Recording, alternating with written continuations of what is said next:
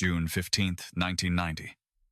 8-year-old Michael Brooks was building a fort in his backyard, humming the Teenage Mutant Ninja Turtles theme when his mother called him inside for a snack. 5 more minutes, Mom. Those would be the last words she'd hear from her son for 7 years. How does a child vanish from his own fenced backyard in a quiet town where everyone knows everyone? And when he finally returns, what truth could explain? 7 years of silence. Stay with us for Michael's story and tell us where you're listening from today. Millbrook, North Carolina. Population 12,000. A small town nestled 45 minutes west of Asheville in the Blue Ridge foothills where the same families had lived for generations, and everyone knew which house had the best Halloween candy. The kind of place where high school football games drew half the town on Friday nights, where parents didn't schedule playdates because kids just showed up at each other's doors, where the air smelled of honeysuckle in summer and wood smoke in winter. It was 1990, remember. No cell phones except the bulky ones carried by doctors and lawyers. No internet, no email, no security cameras except at the bank downtown. The Amber Alert system didn't exist yet. When children went missing, their faces appeared on milk cartons and handmade flyers stapled to telephone poles. Most families owned only one car. Payphones stood on every other corner, their metal cords dangling like forgotten lifelines. That Saturday in June was hot and humid, the kind of Carolina heat where the air feels thick enough to swim through. School had let out for summer just 2 days before. The temperature climbed to 89 degrees by mid-afternoon. The scent of fresh-cut grass mixed with honeysuckle from the neighbor's fence. Cicadas buzzed their endless song. Children's laughter floated through open windows up and down the street. Michael Brooks had freckles scattered across his nose, a gap-toothed grin that could light up a room, and a cowlick that refused to stay down no matter how much his mother tried to smooth it. He was obsessed with ninjas, dinosaurs, and collecting interesting rocks that he lined up on his bedroom windowsill according to size and color. Gentle with animals and fiercely protective of his 5-year-old sister Emma, he drew elaborate treasure maps in crayon and told anyone who would listen that he wanted to be an archaeologist when he grew up. Shy around adults but wild with his friends, he had a habit of checking his plastic green compass, constantly mimicking his grandfather's voice when he said, "A good explorer always knows where he is."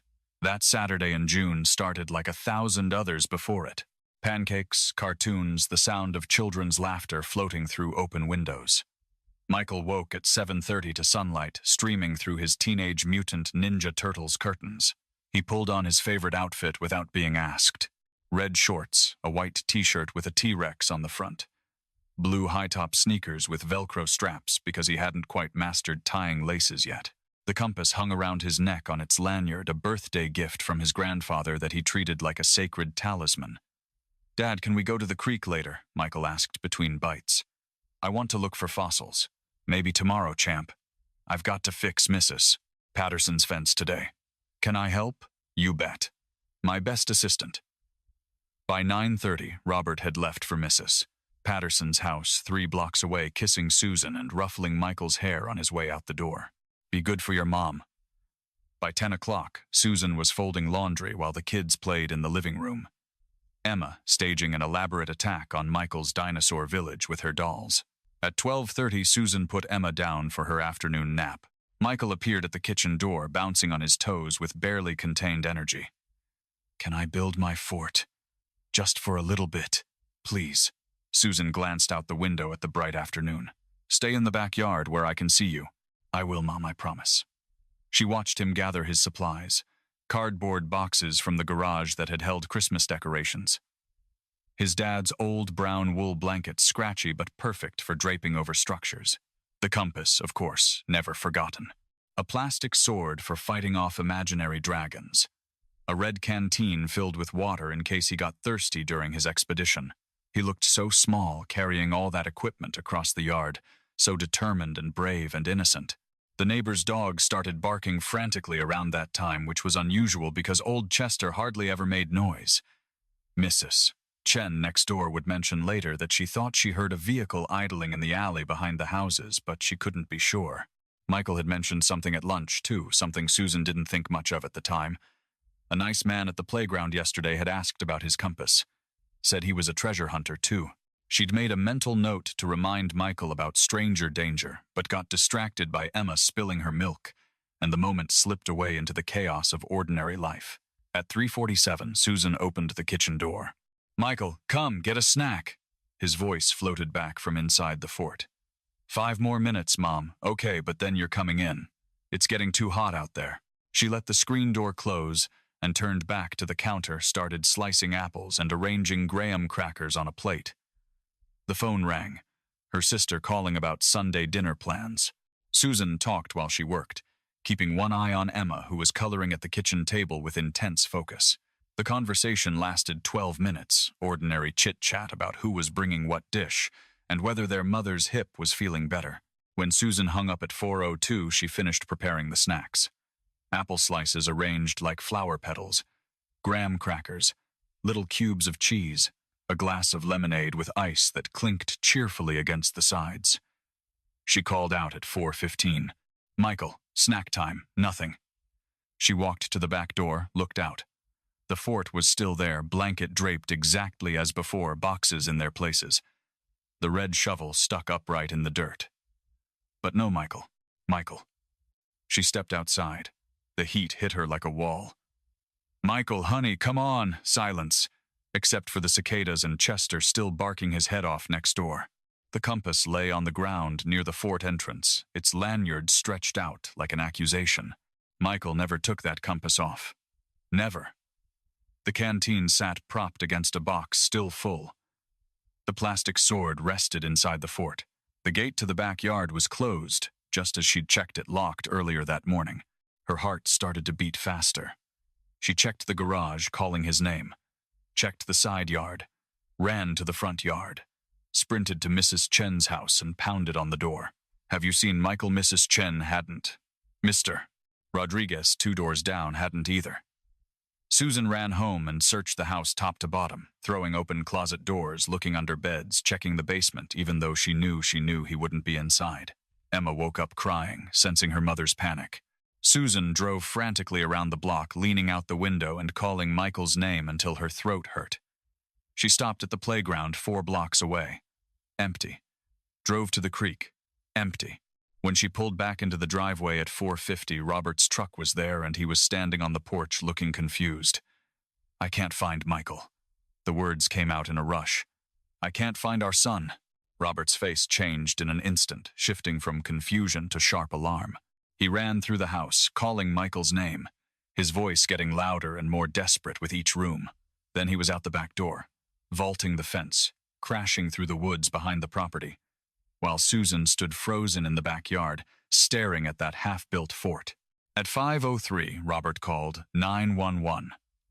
By 5:30, 12 neighbors were searching every yard on the street. Every kid in the neighborhood had been questioned. "Did you see Michael? Did he say where he was going? Did anyone new come around?"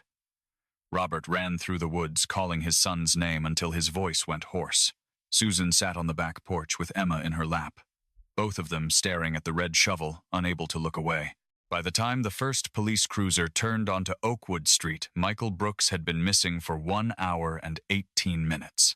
The red shovel still stood in the dirt, like a gravestone marking the spot where childhood ended. By nightfall, those minutes would become hours. The hours would become days, and the days would stretch into 7 years of questions that seemed to have no answers. But the Brooks family would learn something the investigators didn't yet know. Sometimes the truth isn't hidden. Sometimes it's waiting for the right moment to reveal itself. Officer Dale Morrison arrived at 5:31 of only 6 officers on the Millbrook Police Department. He took one look at the scene and made an immediate assessment. No signs of struggle, gate closed, compass abandoned in a way that suggested something wrong. He radioed for backup and called the North Carolina State Bureau of Investigation before he even finished his initial walkthrough. Detective Patricia Jennings pulled up at 6:30. 15 years with the SBI, mother of 3, she had a reputation for being thorough and relentless. She established a command post right there in the Brooks living room, moving their coffee table aside to spread out maps and set up communication equipment. Her first interview with Susan lasted 28 minutes, and she listened to every detail without interruption. taking notes in a blue spiral notebook that would become her constant companion for the next 7 years. By 7 o'clock that evening, 87 volunteers had assembled in the Millbrook High School parking lot. Detective Jennings organized them into 12 teams, distributed flashlights and walkie-talkies, assigned search areas with military precision. The woods behind Oakwood Street dense and stretching 40 acres deep. The creek and its muddy banks. The abandoned mill property with its broken windows and rusted equipment. Old mining access roads that snaked through the foothills. The shoreline of Lake Hartwell 3 miles south. Every vacant building within a 5-mile radius. 3 K-9 units arrived from Asheville by 8 o'clock. The dogs worked in a grid pattern through the woods, their handlers calling out coordinates into crackling radios. Boats launched on the lake with searchlights cutting through the growing darkness. At 11 o'clock, a helicopter arrived, its thermal imaging camera sweeping back and forth across the landscape looking for the heat signature of a small boy. But the thermal scan found nothing. The K-9 units tracked Michael's scent from the backyard to the alley behind Oakwood Street, then lost it completely. The trail just ended, as if Michael had simply vanished into thin air. 14 households along the alley reported hearing nothing unusual that afternoon. 6 abandoned buildings were searched top to bottom, all empty. When dawn broke on June 16th, 203 volunteers showed up to continue the search. Word had spread overnight. Local churches brought coffee and donuts. The Women's Auxiliary set up a coordination center in the high school cafeteria, with maps and phone lists and a growing sense of desperate urgency. But they found nothing. Not a shoe, not a scrap of clothing, not a single sign that Michael Brooks had ever walked through those woods or waded in that creek or climbed into any of those abandoned buildings. The forensics team examined every inch of that backyard. They collected the blanket from the fort and found only Michael's fingerprints. They bagged the cardboard boxes, the same result. The red shovel had been pushed into the ground with force, almost like a deliberate marker. The green compass, with its lanyard intact, suggested it had been removed carefully, not torn off in a struggle. Dirt samples were taken from 15 different spots. No tire tracks in the alley because the ground was too hard from the heat and lack of rain. The canteen still held water Michael hadn't drunk. No foreign substances, only his fingerprints on the plastic surface. Forensic analysis of the entire yard showed no soil disturbance that might suggest a burial. No blood traces, no chemical residues. The conclusion felt both obvious and impossible. Michael had been removed from the scene rapidly, likely by vehicle, with minimal time on location.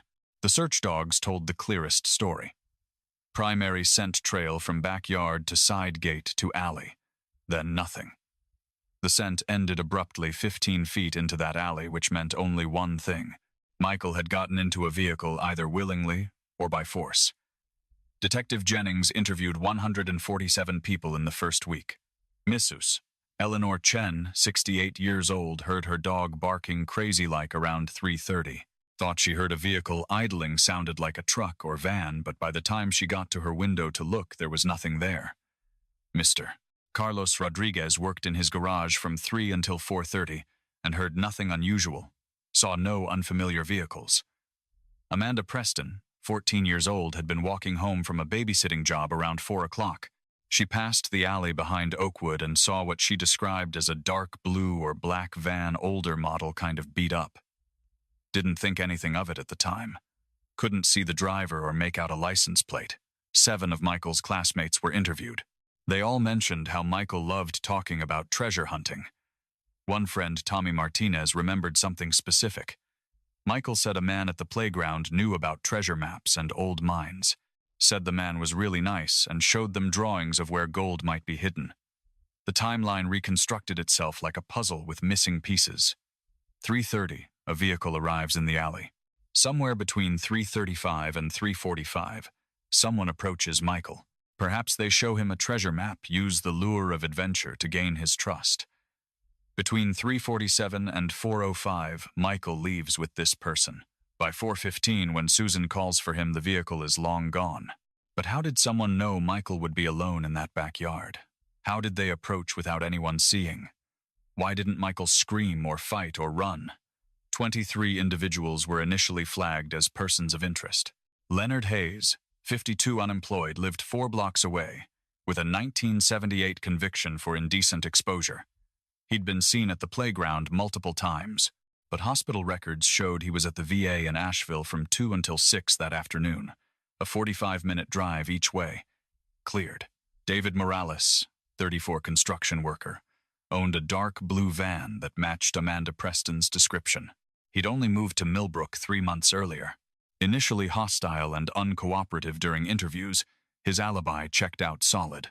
Working a construction site 20 miles away, time cards verified 6 witnesses. His van was examined thoroughly. No evidence. Cleared. The treasure map man remained unidentified. Tommy Martinez worked with a sketch artist, describing an older man, maybe 40s or 50s, with a nice smile and a hat. The composite sketch was distributed across 3 states, but it was generic enough to match thousands of men. No one in the sex offender database matched. No identification was ever made. On day 3, June 17th, the FBI officially joined the investigation. Agent Marcus Webb was assigned to the case. The search radius expanded to 50 miles. Every registered offender within 100 miles had their alibi checked. All 47 cleared. Day 4 brought the first press conference. Susan and Robert stood at a podium, hands clasped together, and made a tearful appeal. "Please, if you have our Michael, bring him home. We love him. We just want him home." Susan's voice broke on the word home, and Robert had to hold her up while cameras flashed and reporters scribbled in notebooks. Michael's photo was distributed nationally. A tip hotline was established. 1-800-FIND-MICHAEL. The missing poster went up in every business across 3 counties. Local TV stations ran the story every evening. The Asheville Citizen-Times put Michael's face on the front page 5 days running. By day 7, 487 tips had come in. Detective Jennings personally followed up on each one. 3 reported sightings were investigated with full teams. None were confirmed. Divers searched Lake Hartwell completely, finding nothing but lost fishing tackle and 1 waterlogged bicycle. Every known abandoned mine entrance within 50 miles was checked. Every person experiencing homelessness in the region was interviewed. The community rallied. A reward fund reached $15,000 from donations. Weekly prayer vigils filled First Baptist Church to capacity. Bring Michael Home ribbons appeared on every tree along Oakwood Street. Emma's kindergarten class made welcome home cards with crayons and glitter that Susan couldn't bear to look at. Our community knows this fear. The kind that doesn't announce itself with thunder but seeps in, quietly changing the texture of ordinary life. Suddenly, playgrounds feel exposed. The woods behind the house seem darker. You count your children twice before bed, 3 times in public. You memorize what they're wearing each morning just in case. And when you hear of a family like the Brooks family, you don't think that would never happen to us. You think that could have been us. Because the truth is, evil doesn't knock. It doesn't announce itself. It walks up to a child in broad daylight and says, "Want to see a treasure map?" But as June turned to July and the relentless summer heat pressed down on Millbrook, the flood of tips slowed to a trickle. The search parties dwindled from hundreds to dozens, to a core group of 15 or 20 dedicated souls who showed up every weekend. The news cameras packed up their equipment and moved on to fresher tragedies. The FBI agents returned to Charlotte, leaving boxes of evidence that pointed nowhere. Detective Jennings refused to give up. In July of 1990, Michael's case was officially moved to cold case status, but she fought to remain the point person. She visited the Brooks family every month, sitting at their kitchen table with her blue notebook, going over details again and again, looking for something everyone had missed. By December, the first Christmas without Michael arrived like a punch to the stomach. Susan kept his stocking hung it empty on the mantel. She placed wrapped gifts under the tree tags, reading, "For Michael, for when he comes home." A candlelight vigil drew 300 people, their flames flickering in the winter darkness like prayers made visible. June of 1991 marked 1 year. Michael would be 9 now. The annual memorial walk that Susan organized raised $8,000 for the National Center for Missing and Exploited Children. Detective Jennings re-interviewed every original witness. Nothing new emerged. Robert built what he called the Michael board in the garage. Maps covered in colored pins, timelines written in marker, theories scrawled on index cards and tacked up in clusters. He spent every evening after work analyzing case files, driving himself to find the pattern everyone else had missed. On weekends, he drove to neighboring states, stapling flyers to telephone poles in towns where someone might have seen something. Psychics called. Susan listened to every single one with a desperate hope that made Robert's heart break. One woman said, "He's alive, he's waiting, he's not far." Susan clung to those words, like a life raft in an endless ocean. Emma started first grade without her big brother to walk her to school. She asked every single day, "When is Mikey coming home?" And Susan had to say, "I don't know, sweetheart, but soon, I hope, soon." Her classmates knew her as the girl whose brother disappeared. She became shy, withdrawn, a shadow of the bubbly 5-year-old she'd been. By 1992, Robert had quit his job at the furniture factory. He took work as a security guard on the night shift, lower pay, but it left his days free for searching. The family's savings account dwindled toward zero. Susan's sister passed around a donation jar at church. The community raised $4,200 to help with bills, which kept them afloat a few more months, but couldn't fix the emptiness in their hearts. Year 3, 1993. A new police chief wanted to close the case, officially clear it from active status to make his department's statistics look better.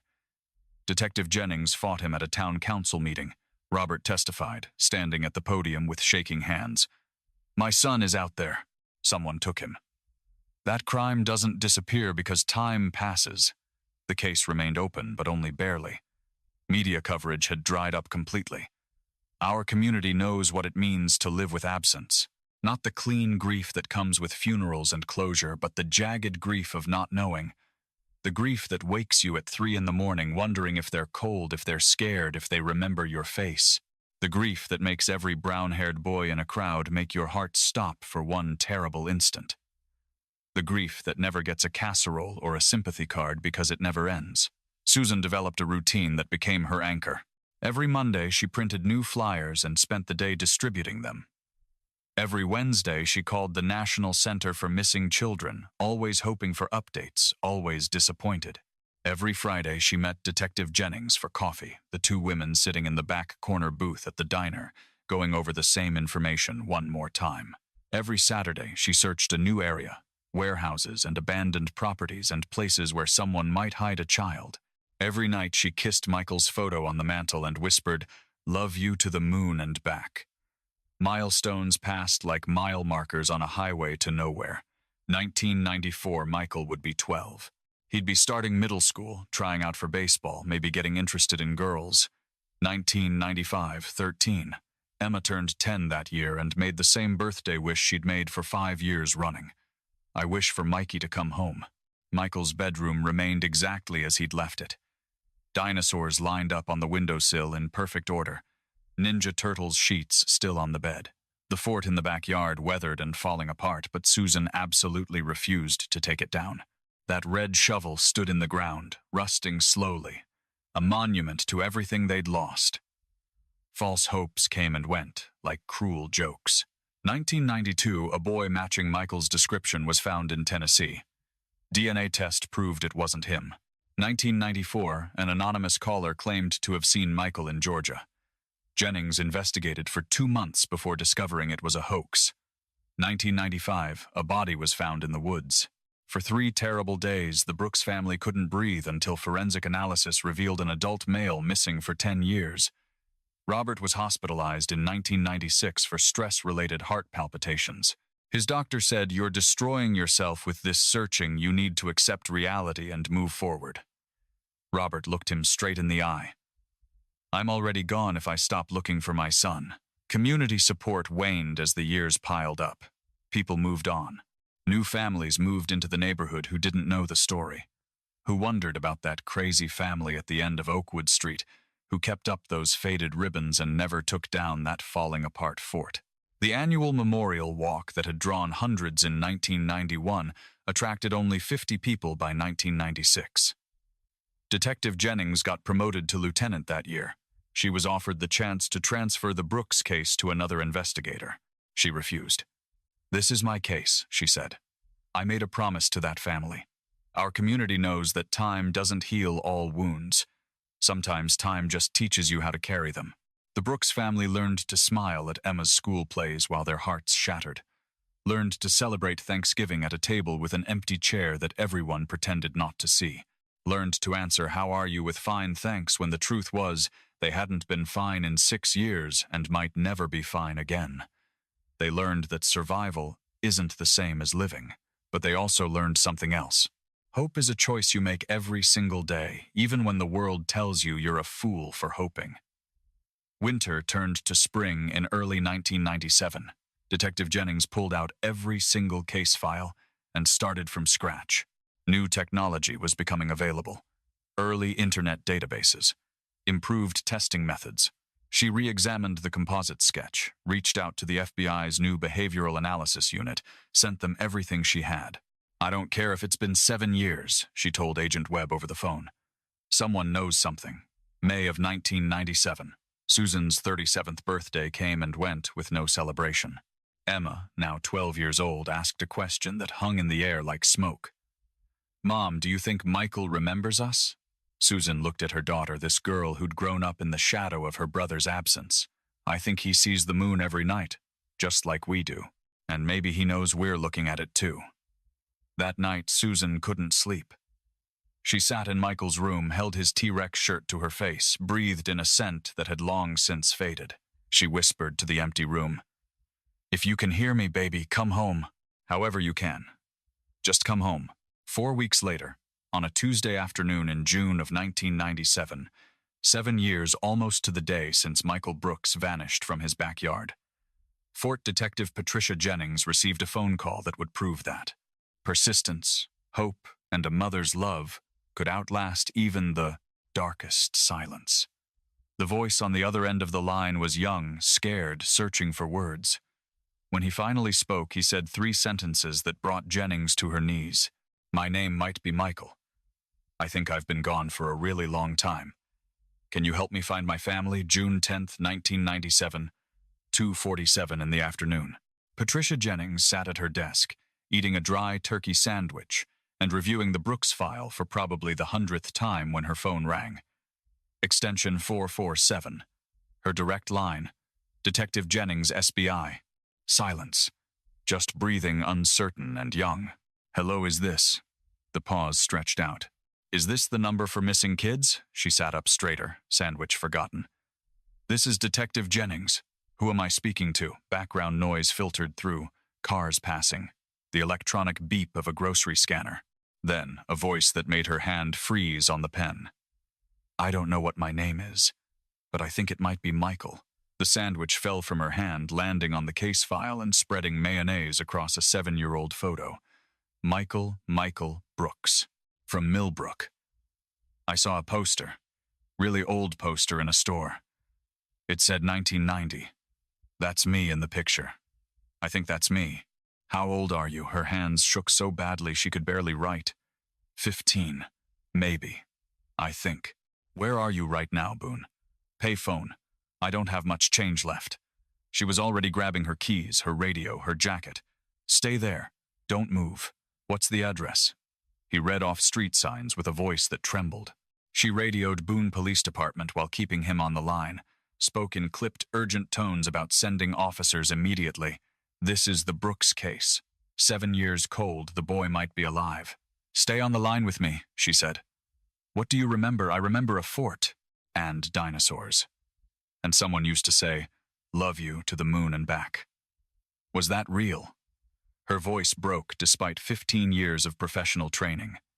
That was real. That was your mother. Silence, then quiet sobbing that ripped her heart in half. I want to go home. Officers arrived in 6 minutes.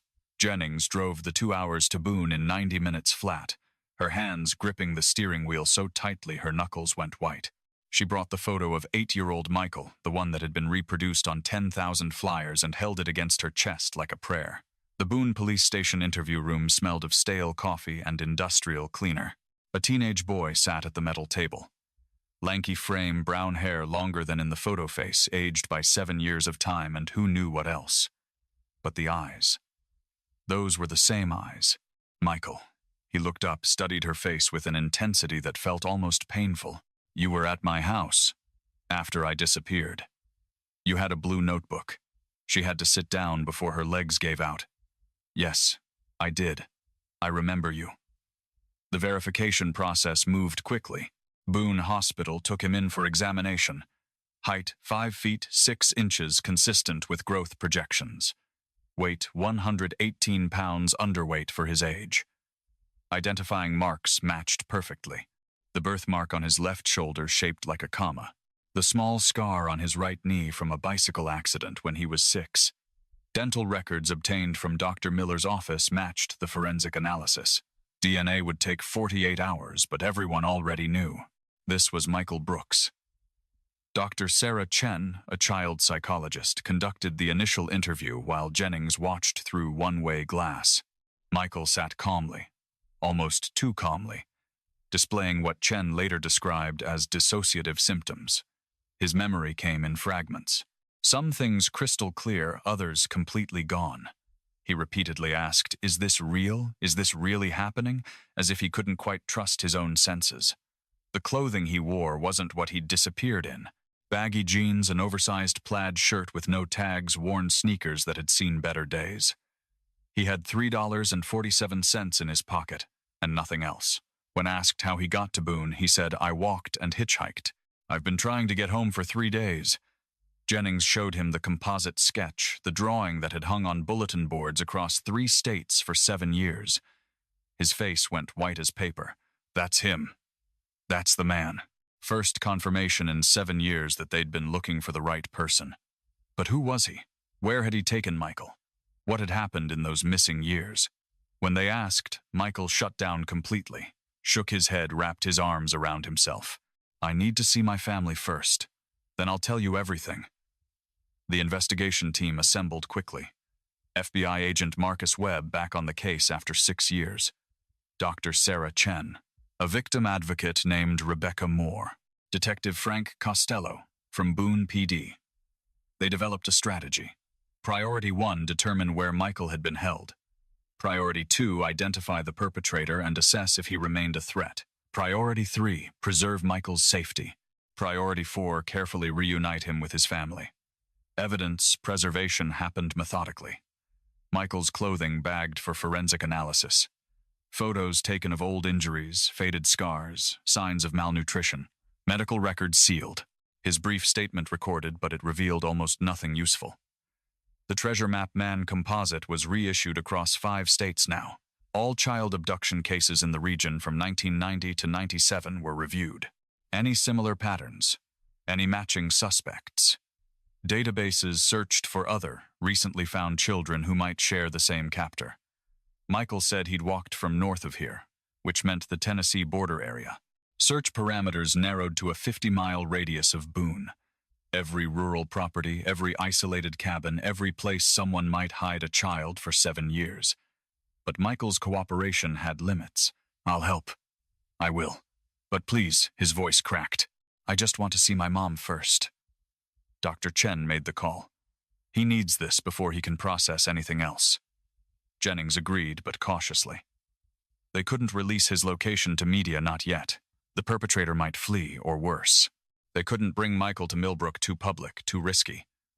The solution was simple. Bring the family to Boone. June 11th, 1997, 8 in the morning. Jennings drove to Millbrook one more time, but this trip felt different. She parked outside the Brooks house, with its faded yellow paint and blue shutters.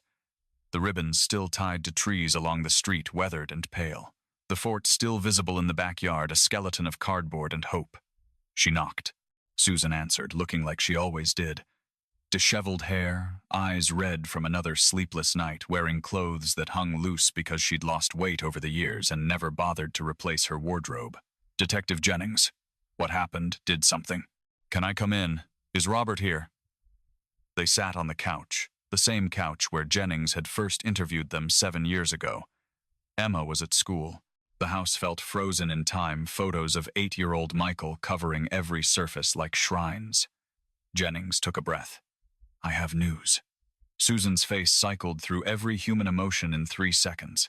Fear, hope, terror, desperate longing. "We found a boy. He says his name is Michael." Susan collapsed. Robert caught her, held her up while her whole body shook. Is it him? We're running confirmation tests. But I believe it's him. He's alive. He's asking for you. Our community knows this moment. The one where hope you've carried like a stone suddenly becomes weightless, rising like a bird you thought had perished. The moment when 7 years of prayer gets answered, and you don't know whether to laugh or scream or fall to your knees. The Brooks family had imagined Michael's return 1,000 times, but never like this. No dramatic rescue, no news cameras, just a phone call, and a boy who walked himself home. Sometimes miracles don't announce themselves with trumpets. Sometimes they come as a whisper. I think I've been gone for a really long time. June 12th, 1997, 2 o'clock in the afternoon. Susan and Robert Brooks walked into a conference room at the Boone police station, holding hands so tightly their fingers had gone white. They hadn't seen their son in 7 years. He'd been 8 years old when he vanished. A little boy who collected rocks and played with dinosaurs. The person waiting for them was 15, nearly as tall as his father, with eyes that had seen things no child should ever witness. Dr. Chen stood nearby, ready. Are you ready? She asked gently. We've been ready for 7 years, Robert said. Remember, he's been through trauma. He may not react the way you expect. Let him set the pace. Susan nodded, tears already streaming down her face. Jennings opened the door. Michael sat at the table, hands folded, staring down at the surface like he was trying to memorize the grain of the wood. He looked up when they entered. Time stopped. The room seemed to hold its breath. Susan made a sound that wasn't quite a word, wasn't quite a scream, was something between joy and agony. Michael. He stood, slowly studying them like he was trying to solve an impossible puzzle, like he couldn't quite believe they were real. Mom. She crossed the room in 3 steps. Arms open, then stopped just before touching him. Can I hug you? He nodded once. She wrapped her arms around him, and he was so much taller than she remembered, and he smelled different, unfamiliar soap and something else she couldn't name, but his heartbeat. She could feel his heartbeat against her chest, and it was real. He was real. Her son was alive. My baby, she sobbed into his shoulder. My baby, you're home. He stood rigid for several heartbeats, arms at his sides. Then, slowly, tentatively, they came up and wrapped around her. I'm sorry. His voice barely above a whisper. I'm sorry I left. No, sweetheart, you didn't. This wasn't your fault. Robert approached like he was afraid of spooking a wild animal. Hey, champ. Michael looked at him over Susan's shoulder. Dad, yeah, it's me. Michael let go of his mother and turned.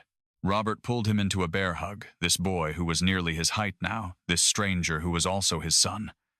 We never stopped looking, Robert said, voice breaking despite his best efforts. Not one single day. They sat, tried to talk. It was awkward and halting words, catching in throats, silences stretching too long. Susan kept reaching out to touch Michael's hand, his arm, his face, like she needed constant confirmation he was solid and present. Do you remember us? I mean, really remember. Some things. Your voice. Dad's terrible jokes. Emma, is she okay? Susan laughed through tears. She's wonderful. She's 12 now. She never stopped hoping you'd come home. I tried to come back before. Michael's voice dropped. I tried so many times. What do you mean? Michael looked at Jennings. Can I tell them? Whatever you're comfortable sharing. And then over the next 3 hours, with breaks for water and bathroom trips and moments when emotions became too overwhelming, Michael told them where he'd been. What had happened during those 7 missing years. The truth they'd searched for, prayed for, would have given anything to know. I was in the fort that day. A man came to the fence. He said his name was Ray. He had a map like the ones he'd shown me before at the playground. He said he'd found the mine, the one with the treasure, but he needed someone small to crawl through the entrance. He said we'd go for an hour, bring back gold, I'd be a hero. Michael's hands twisted together in his lap. I believed him. I climbed the fence. I got in his van. It had camping gear and maps, and a compass way better than mine. I thought we were going on an adventure. He drove for a long time. I fell asleep. When I woke up, we weren't in Millbrook anymore. Susan covered her mouth with both hands. Robert's jaw clenched so tightly a muscle jumped in his cheek. He took me to a cabin way up in the mountains. No other houses around. He said we'd stay there until the treasure hunt was ready. Days passed. I kept asking to go home. He kept saying soon. Then he told me the truth. He said my parents didn't want me anymore, that they'd asked him to take me away, that I was too much trouble. He showed me a newspaper, the one with my missing poster. He said, "See, they're not really looking, it's just for show." I was 8 years old. I believed him. Susan gasped, a sound of pure pain. Robert stood up, paced to the wall, pressed his forehead against it with both fists clenched. He wasn't cruel exactly. He fed me, gave me books, taught me things about survival and maps and stars. But I couldn't leave. The cabin was miles from anywhere. Dense forest all around. I tried to run once when I was 9. Got lost in the woods for 2 days before he found me and brought me back. He said bears would get me if I tried again. "What did he call you?" Jennings asked quietly. "Nathan." Said that was my real name. That Michael was just something my old family made up. After a while, I started to believe him. It was easier than remembering. Last year, everything changed. Ray got sick. Really sick. Couldn't keep food down, lost a lot of weight. He started talking about what would happen to me when he passed. Said I'd be alone in that cabin. That scared me more than anything. In March, he collapsed. Just fell down unconscious. I didn't know what to do. I stayed with him for 2 days. Then I decided I had to get help, even if it meant leaving. Michael's voice strengthened slightly, like this part gave him some measure of pride. I walked, followed the creek down the mountain like he'd taught me. Took me 4 days to reach a road. A trucker gave me a ride partway. I told him my name was Nathan, that I was visiting relatives in Boone. But I didn't have relatives. I slept in a bus station. I didn't know what to do. I was Nathan. But I also kept having these dreams about dinosaurs and a fort, and someone saying, "Love you to the moon and back." Then I saw that poster at the grocery store. The photo was old and faded, but I looked at it and I knew. That was me. That was Michael. It took me 3 days to find a phone, to get brave enough to call. I kept thinking, what if Ray was right? What if they really don't want me? But I had to know. Silence filled the room. Only the sound of Susan crying, and the hum of fluorescent lights overhead. "What happened to Ray?" Robert finally asked, his voice tight and dangerous. Michael looked down. "I don't know. I left him at the cabin. He might be gone by now." Within an hour, the investigation intensified into a coordinated assault. Jennings and the FBI mobilized every resource. From Michael's description, they built a profile. Ray, full name unknown. White male, approximately late 50s to mid-60s by now. Graying brown hair beard. Michael worked with maps, describing terrain and landmarks. North of Boone, maybe 30 to 40 miles. Near an old logging road. Creek ran behind the cabin. Forest Service provided maps of all structures in that region. They narrowed possibilities to 14 locations. June 13th, 1997, 6 in the morning. Search teams deployed. FBI, SBI, local sheriffs, search and rescue. By 10:30, a helicopter spotted a cabin matching Michael's description. Isolated, barely visible through the trees, thin smoke rising from a chimney pipe. Ground teams approached at 11:45 with weapons drawn and hearts pounding. Inside, they found a man matching the description, emaciated and barely conscious. He was transported to the hospital under armed guard. The cabin was searched with forensic precision. Evidence filled box after box. Maps and books and camping equipment. Michael's original clothes from 7 years ago, the red shorts and white T-Rex shirt and blue Velcro sneakers, carefully packed in a box labeled Nathan's Old Things. Photos of Michael at various ages, a photographic record of stolen years. A journal documenting what the man called his adoption, filled with delusions about saving a neglected child. The man was identified as Raymond Dale Cooper, 59 years old, former cartographer for the U.S. Geological Survey. Never married, no children, no family at all. He'd lost his job in '85 due to budget cuts and had become increasingly isolated and paranoid. Background investigation revealed a man who believed government and family services were failing children who had developed an obsession with rescuing them from inadequate parents. His journal entries were chilling in their sincerity. "The boy was neglected," he wrote in careful handwriting. "Left alone in a yard for hours. No supervision. I watched for weeks. Parents didn't even notice. I gave him education, purpose skills. I saved him. Psychiatric evaluation revealed delusional disorder, grandiose type. Dr. Howard Brennan reported that Cooper genuinely believed he'd given Michael a better life. Showed no remorse because he still thought he'd done the right thing. He wasn't legally insane, he knew kidnapping was against the law and had taken elaborate measures to hide it, but he truly believed his actions were justified. Investigation found no evidence of other abductions. Michael was his one successful rescue, as Cooper himself described it. Prior attempts to befriend children at playgrounds in other towns between 87 and 89, but he'd never acted until Michael. Why Michael Cooper's journal provided the answer. He was curious, intelligent alone. Parents distracted. He wanted adventure. I could provide that. I could give him the life of exploration he deserved. Raymond Dale Cooper was charged with kidnapping, child abduction, unlawful imprisonment, and endangerment. But on July 7, 1997, he passed away in hospital custody from late-stage pancreatic cancer before he could stand trial. The prosecutor's statement was brief. While we're denied the opportunity to see Raymond Cooper face justice in a courtroom, we take solace that Michael Brooks is home with his family. That is the only justice that truly matters. Susan's reaction surprised no one. I wanted to face him. I wanted to ask him why he thought he had the right to steal my son. But maybe it doesn't matter why. Michael is home. Cooper is gone. That's enough.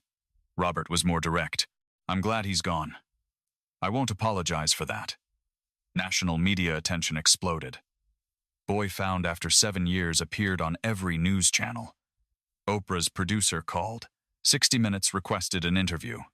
The Brooks family declined everything. Our family needs privacy to heal, Robert said in a written statement. Michael is not a news story. He's our son. But Michael's case was already being cited in policy discussions. The expansion of the Amber Alert system between 97 and 98. Improved playground supervision recommendations. Updates to stranger danger education programs. Small changes that might save the next child. Michael moved home to Millbrook. His bedroom had been preserved like a shrine, dinosaurs still lined up on the windowsill bed, still made with Ninja Turtles sheets that were now absurdly small. He stood in the doorway just staring. It's like a museum. We can change it, Susan said quickly. Make it more you. I don't know who me is anymore. The first month brought challenges nobody had anticipated. Sleep was impossible. Nightmares woke Michael screaming every night. He couldn't sleep without a light on, couldn't stand having the door closed. Trust was broken in fundamental ways. He flinched when people approached too quickly, constantly checked windows and doors, making sure he could see all exits. Identity confusion plagued him. He would introduce himself as Michael, catching the mistake halfway through. It took months to stop doing it. At 15, he had the social skills of a much younger child, isolated during crucial developmental years. He didn't know current music, didn't understand slang, couldn't follow cultural references his peers took for granted. Guilt consumed him some days. I should have fought harder. Should have escaped sooner. Should have known it was wrong. Dr. Sarah Chen worked with him 3 times a week. Progress was agonizingly slow. Month 1, Michael barely spoke in sessions, just sat and stared. Month 2, he started sharing fragments, nightmares, and memories and fears. Month 3 brought the first breakthrough. I'm angry, he said. At Cooper. At my parents. At myself. That's healthy, Dr. Chen told him. Anger means you're processing. Family dynamics were complicated in ways nobody wanted to admit. Emma was 12 now. She'd grown up essentially as an only child. First meeting, she'd run to Michael crying Mikey and hugged him and wouldn't let go. But within weeks, the reality set in. She had to share her parents' attention again. Michael's trauma dominated every conversation, every decision. Emma's needs got sidelined. They eventually started family therapy together, working through resentments and adjustments. Susan loved Michael with overwhelming intensity, but also struggled with guilt. She'd let him play alone that day. She was overprotective now, wanted to homeschool him, never wanted him outside alone. She had to confront the painful truth. Who is this teenager? My 8-year-old is gone forever. By December of '97, Michael enrolled in high school as a sophomore, though he was academically far behind. Tutoring 4 days a week helped him catch up. He made one friend, a boy named Carlos, who was also an outsider for different reasons. Mostly, Michael remained isolated, overwhelmed by crowds and noise. Small victories marked progress. First time he laughed watching TV with Emma in August. First time he slept through the entire night in October. First time he called Susan Mom without hesitating in November. These moments felt like miracles. June of '98 marked 1 year since his return. The family marked it privately with no media, no public events. Michael wrote a letter to himself and sealed it in a time capsule. To future me, it read, "You survived. You're home. You're still figuring out who you are, and that's okay. Cooper took 7 years. Don't let him take any more." Setbacks happened too. September of '97, Michael ran away for 2 days. They found him at the old fort site, just sitting there, staring at nothing. "I needed to be alone," he explained. To think. Susan had to learn the hardest lesson. Give him space, even when every instinct screamed to hold on tighter. March of '98 brought the first anniversary news article, and Michael's PTSD spiked terribly. Nightmares returned with a vengeance. He wouldn't eat for days. Dr. Chen increased their sessions. Some memories never came back. The first year of captivity was blocked completely, his brain protecting him from trauma. Specific incidents of mistreatment remained mercifully forgotten, but other memories returned gradually, like photographs developing. Cooper, teaching him star navigation, reading books by lantern light, the crushing constant loneliness that had been his companion for 7 years. It's not like the movies where violins play and trauma dissolves with one good cry. It's messy. Some days, Michael seemed fine, laughing and eating dinner and doing homework.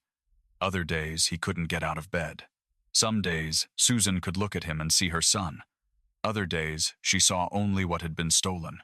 But slowly, painfully, incrementally, they rebuilt. Not the family they were. A new family shaped by loss and found by perseverance. What changed forever, trust, never fully returned. Honest communication became the foundation. Dr. Chen's influence. Say what you feel, even if it's hard. The family learned to speak truths that hurt but needed saying. Michael and Susan took 2 years to feel like mother and son again. She learned to let him have independence. He learned she'd been searching, not abandoning. Michael and Robert bonded through doing rather than talking. They built things together, a fort and treehouse, and eventually restored a 1965 Mustang over the course of 3 years. Michael and Emma had rocky moments, but by '99 they were close. She defended him fiercely at school when kids whispered and stared. Michael still went to therapy occasionally, still had nightmares sometimes, but he also spoke at events for families of missing children. "Never stop searching," he told them. "I walked home because I knew someone was still looking." Michael's case contributed to legislative changes. The North Carolina Playground Safety Act of 1998 increased supervision requirements, enhanced Amber Alert protocols in the late '90s, cold case initiative funding that showed the value of never closing cases. The FBI Behavioral Analysis Unit used the case in training, teaching about grooming techniques and long-term captivity psychology. 22 years after Michael Brooks vanished from his backyard fort, his daughter Luna plays in that same yard, under the watchful eyes of grandparents who learned that hope is not passive, it's a verb. Michael was saved not by luck, but by a mother who loved him to the moon and back. A father who refused to stop searching, a detective who wouldn't close the file, and his own determination to remember who he was. Raymond Cooper's lies lasted 7 years, but the truth that Michael Brooks belonged home lasted forever. If this story reminded you that persistence matters, that community vigilance saves lives, and that it's never too late to come home, then remember this. Somewhere tonight a family is searching. Don't look away, because the next Michael Brooks might be found because you noticed, because you cared, because you refused to forget.